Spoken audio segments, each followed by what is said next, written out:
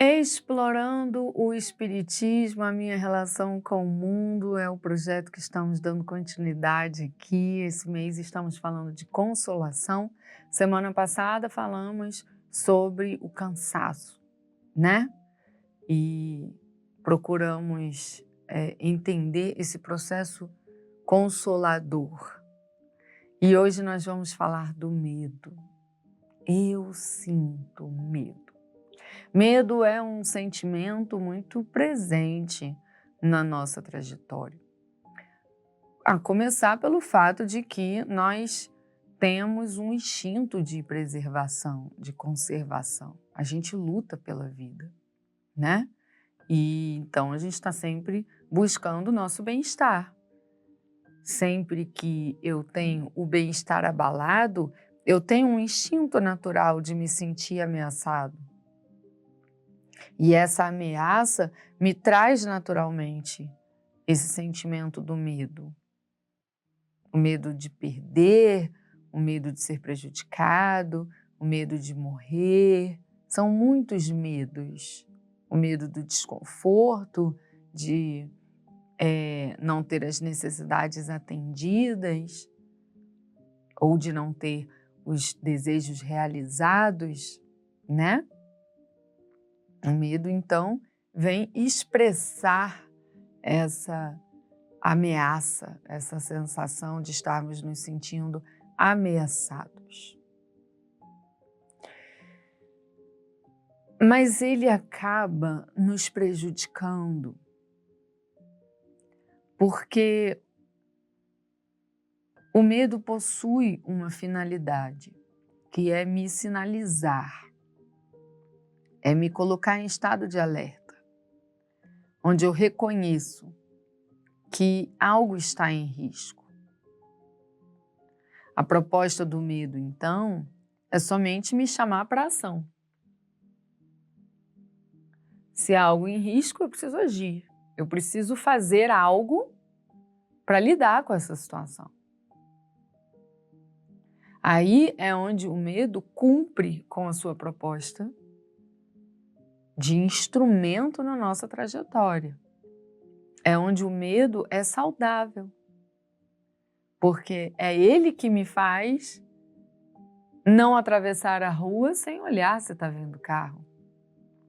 É ele que me faz não ingerir um alimento que vai me causar prejuízos orgânicos. É ele que me faz cuidar da doença. Então, o medo possui uma proposta de instrumentalizar a nossa trajetória nos sinais de alerta, para que eu tenha uma ação. Agora, quando eu digo que aí o medo vem e nos prejudica, é quando eu começo a senti-lo como uma grande ameaça que fica presente me ameaçando. É como se alguém estivesse em cima de você dizendo: eu vou te prejudicar, eu vou te prejudicar, eu vou te prejudicar. E você cada vez vai reduzindo mais, vai reduzindo, vai sentindo esse medo, esse medo. E o que você faz? Você não age, você paralisa. Percebe a diferença? O sentimento é o medo, né? Mas nós devemos usar o medo como instrumento para agirmos, para darmos atenção a uma situação, e não como uma ameaça que me paralisa. Para nós que somos espíritos em desenvolvimento, é natural que sintamos dificuldade de lidar com isso, de ter a habilidade de lidar com o medo. Porque nós ainda estamos aprendendo, né? Sobre a vida, sobre Deus, sobre a condição divina, sobre as nossas vidas, sobre as experiências que a gente vivencia. Então, cada um de nós vai ter uma experiência diferente com medo. O que o medo provoca em você é diferente do que o medo provoca em mim e do que provoca no outro, e assim vai indo, ok? Mas é natural que não tenhamos a habilidade de lidar com ele, já que ainda estamos nos desenvolvendo. Mas aí, de novo, estamos falando da consolação que vem como esclarecimento, né? Quando eu compreendo o papel do medo na minha vida, eu sou chamado a vivenciar a oportunidade de tentar ter uma relação diferente com o medo. Por que tentar ter uma relação diferente com o medo? Porque o esclarecimento não me modifica de uma hora para outra. Ele me ajuda a ter o discernimento. Aí eu vou para o mundo exercitar a utilização desse conhecimento novo. Eu vou para o mundo viver e discernir e aprender e tentar e opa, acertei. É um exercício, não é um exercício que acontece da noite para o dia ou em uma semana. É uma trajetória, uma travessia que a gente faz de desconstrução de padrões e construção de uma nova conduta, de uma maneira nova de lidar com a situação. Como deixar de ter o medo como um grande ameaçador que me paralisa? Compreendendo sobre a relação de Deus com a gente. Deus me criou para que eu vivencie o amor e seja feliz. Mas a minha criação me coloca na existência de uma maneira simples e ignorante. Então, eu preciso vivenciar processos encarnatórios onde eu vou desenvolver a inteligência, a habilidade de vivenciar o amor e, portanto, ser feliz, né? Por isso nós estamos aqui, encarnados, porque estamos num processo educativo, né? E aprendendo sobre o amor, a lei de amor, como que funciona essa nossa relação, para que consigamos, um dia já aperfeiçoados, vivenciar realmente essa relação de amor, essa vida, né? De amor, de servir. Quando eu estou vivenciando essas experiências, eu estou sendo chamado o tempo todo para tentar uma nova forma de lidar com as coisas. E eu acabo me vendo em situações que eu não domino a situação e eu não sei o que vai acontecer e, por vezes, o que está acontecendo não atende ao que eu quero. E aí eu começo a me sentir ameaçado porque eu me vejo sem controle da situação. Esse é o maior motivador do medo. Quando eu me sinto ameaçado e eu preciso agir, eu quero agir para eliminar a ameaça, né? Então eu começo a ter ações resolutivas. E quando eu consigo eliminar a ameaça, show de bola. Eu me sinto seguro. O medo deixa de existir em mim, né? Começa uma grande tempestade, eu estou no meio da rua, tudo começa a voar, eu me sinto ameaçado. Aí eu corro, vou para uma garagem onde está tudo sob controle, aí eu falo, opa, não estou mais sob ameaça. E aí esse medo deixa de existir. Agora, quando a gente está diante de uma situação em que as minhas ações não são suficientes para me tirar do estado ameaçador, é onde temos o grande risco de nos afundarmos em medo, nos paralisando. Porque eu não consigo agora ter o sentimento de segurança. E eu passo a ter que conviver com essa ameaça contínua. Isso acontece quando você, por exemplo, vivencia um relacionamento amoroso que está em crise, né? E a recuperação do relacionamento não depende só de você, depende do outro.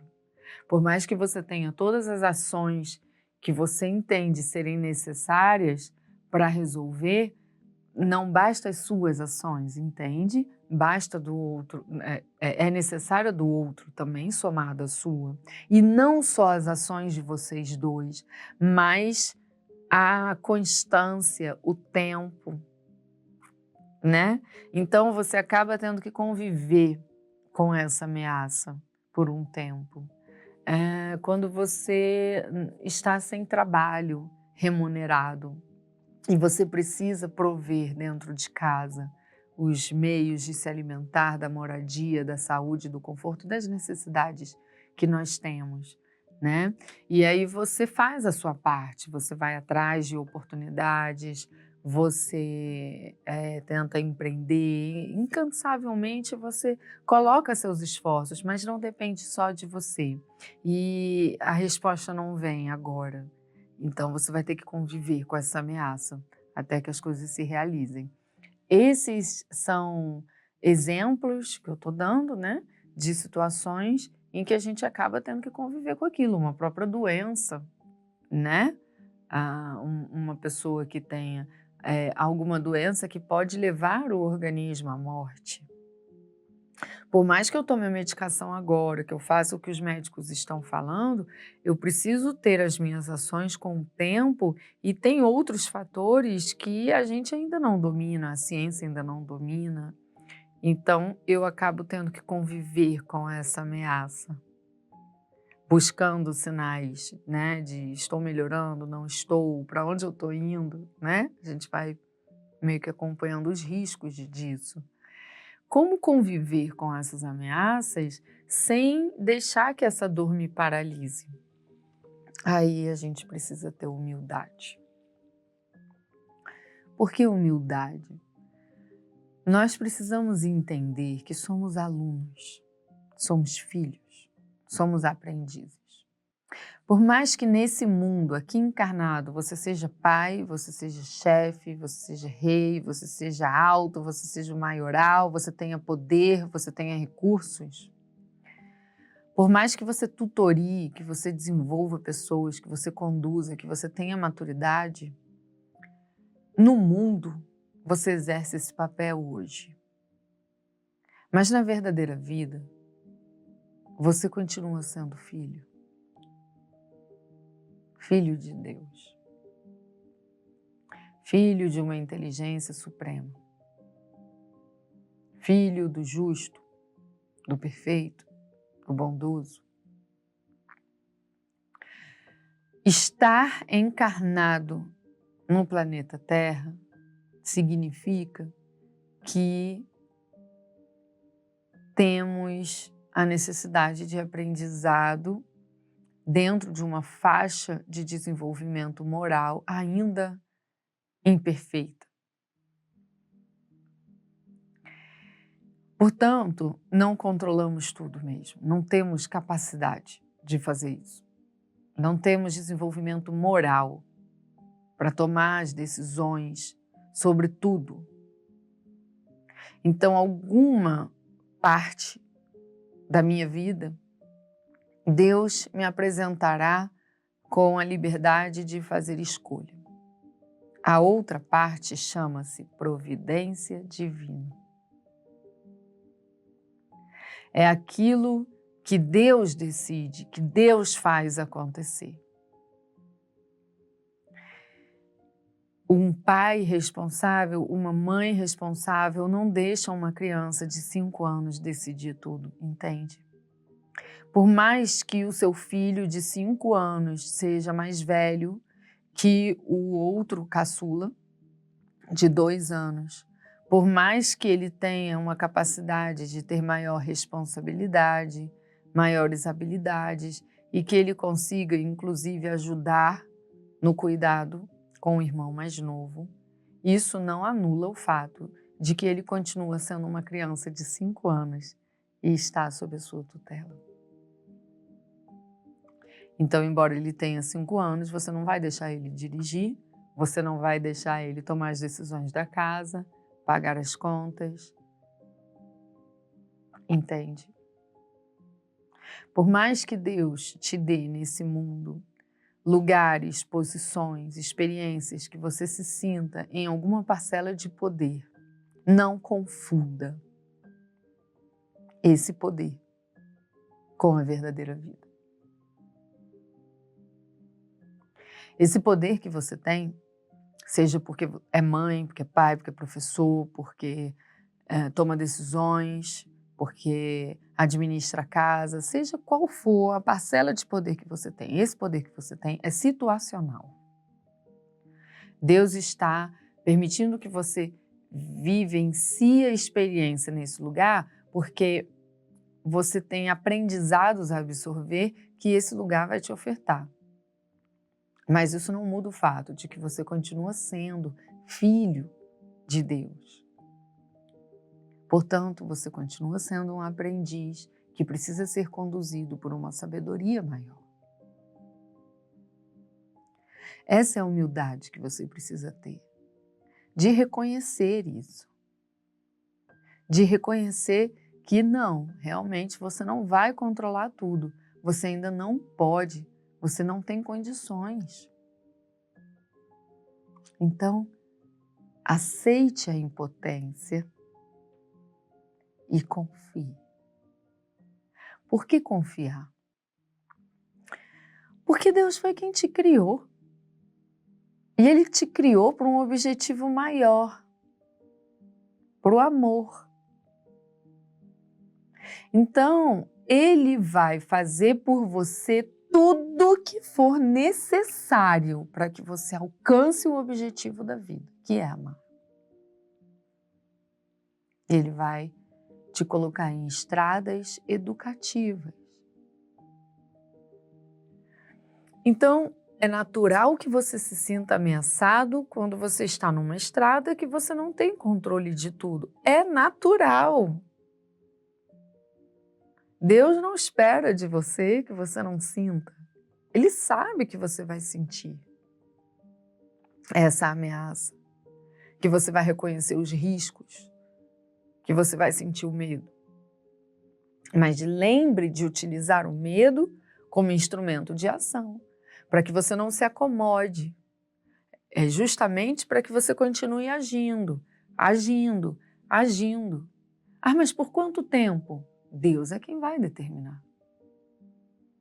Há uma proposta de reconstrução em você nessa trajetória. Sentiu medo? Ação. Plano de ação. Escreve seus medos. Escreve quais ações você pode ter para reduzir essas ameaças ou eliminá-las. Escreveu? É isso? Tá tudo aí? Tá. Tem algo ainda ameaçando? Tem. Aceita. É a condução do Pai que te guia. Assim como seu filho de 5 anos terá que aceitar a sua condução, confiando. Né? O bebê precisa confiar na gente. O aluno precisa confiar no professor. O doente precisa confiar no médico. Porque ele está lidando com setores que ele não conhece, que ele não domina. Precisa confiar.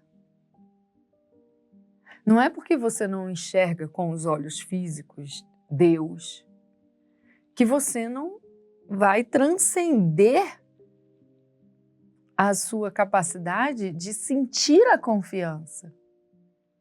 Porque a verdadeira vida é a vida em que você é um espírito, uma inteligência. Portanto, o sentimento da ameaça são convites da vida para que você tenha ações.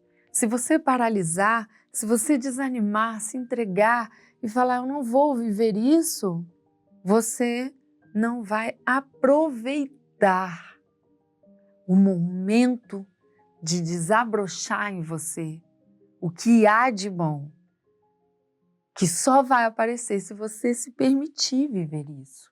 Agir, agir. Porque na ação a gente aprende, a gente reflete, a gente abre mão de vicissitudes, adquire novas habilidades, uma nova conduta e cresce. Entende? Então, quando você sentir medo, lembre, você está se sentindo ameaçado. Escreva, que ameaças são essas?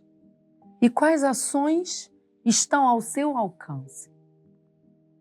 Diante delas, tenha a atitude de colocá-las em prática. Não adianta escrever, né? A gente tem que agir. Coloque em prática. Há algo mais que precisa acontecer que não está no seu controle? Confie em Deus. Não se abandone por causa do medo. Não abandone a própria vida. Não desista. Porque há uma proposta para que você siga em frente. Então, utilize o medo como um recurso de ação e siga em frente, na certeza de que o resto, Deus é quem cuida.